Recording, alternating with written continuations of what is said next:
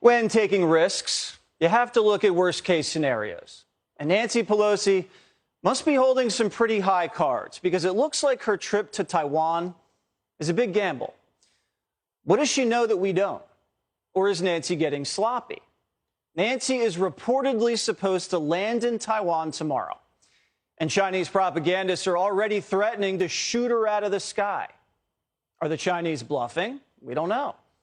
But they put out this video today on the eve of her arrival. Watch this.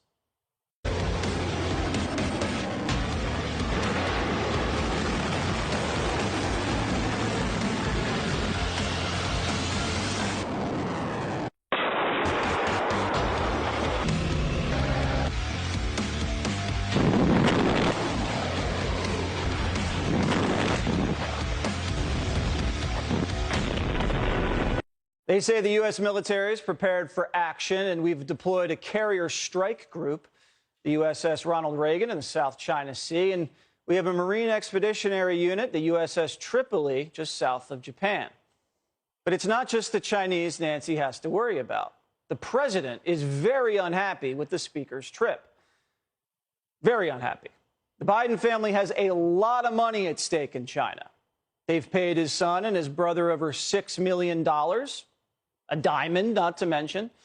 And the future Chinese business Biden stands to reap when he leaves office is significant. But Nancy's on her own little family mission, and we'll get to that a little bit later. The truth is, Biden doesn't even really know what our policy is towards Taiwan. 2 months ago, he said we'd use military force to defend the island if the Chinese attacked it. Are you willing to get involved militarily to defend Taiwan if it comes to that?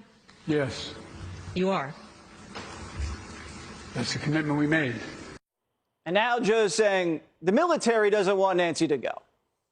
And after the long lecture Xi Jinping gave Biden last week, Biden now says the United States will behave. So knowing all of this, why is Nancy going to Taiwan? Well, she can go wherever she wants, but are we planning on dragging China into a proxy war over Taiwan, like Russia is with Ukraine? We hope not. So what's the play, Nancy? Well, Nancy's been all business in Asia. This isn't the same laid-back Nance that went to Italy when she was hanging out with the girls on the beach. This was a buttoned-up business delegation. Nancy's playing diplomat now. And if you know anything about Nancy's reputation in Congress, the last thing she is diplomatic. She uses her gavel as a weapon, divides and conquers. Well, if her stock trades have shown us anything, her timing is perfect.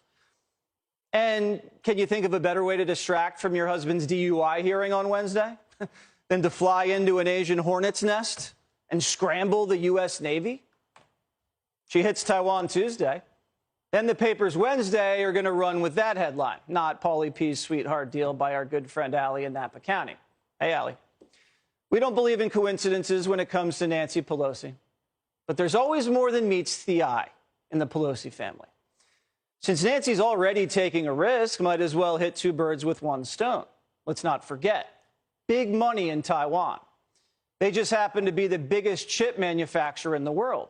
Most of our chips come from Taiwan. Our supply chain depends on Taiwan, phones, computers, electronics. Pelosi knows about all this. Of course, how could she not?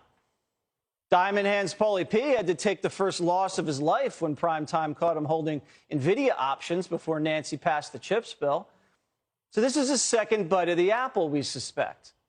And Nancy's now looking for a new investment opportunity, firsthand, kicking the tires in Singapore, looking for sure things in Malaysia, talking shop over dinner in South Korea.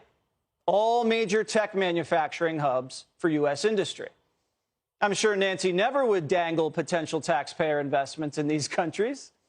I'm sure she would never happen to know about can't-miss opportunities over some hot sake. Maybe Nancy plans on retiring after she loses the House and is setting up the Pelosi Foundation in the Far East. You know, same as the Clinton Foundation, but classier.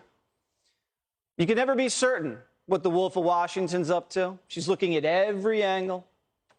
The woman leaked she's flying to Taiwan a week ago, got our greatest enemy all worked up, put Biden in a box, and she looks like the daring diplomat from the Cold War era.